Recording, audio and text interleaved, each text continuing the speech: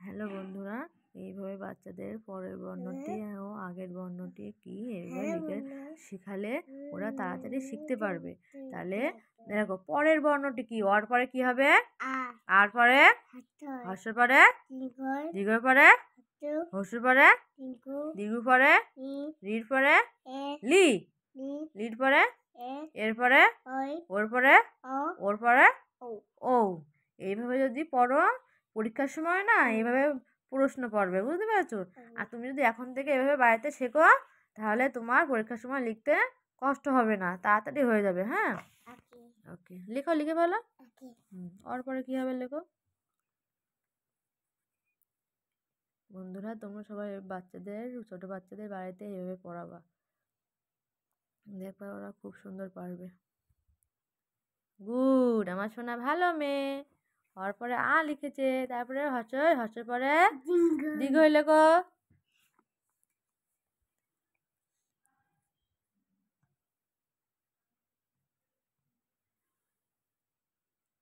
সুন্দর করে লিখবা। ওকে,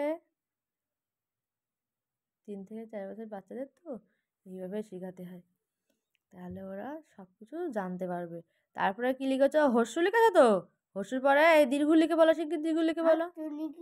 এই যে হর্ষু লেখা রয়েছে না এখানে, হর্ষুর পরে কি হবে? শিগগির লিখে বলো দীর্ঘ। শোনা মেয়ে তো।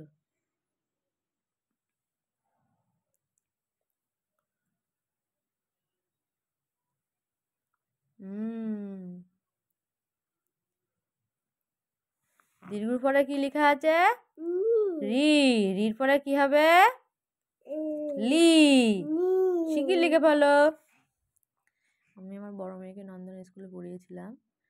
আমার ছোট মেয়ের বয়স এই 3.5 বছর হলো, ওকে নন্দন স্কুলে ভর্তি করে নি, ওকে আমি নিজেই বাড়িতে পড়াচ্ছি। এবার রির পরে এর পরে কি হবে?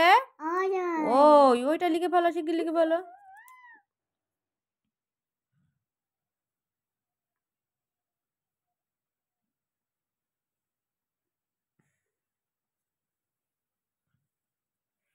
গুড গুড, সুন্দর হয়েছে। ওর পরে কি লিখেছ? ও। ওর পরে কি হবে? ও, শিগগির লিখে ফেলো।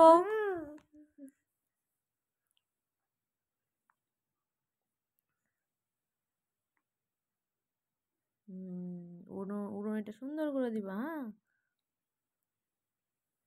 হ্যাঁ,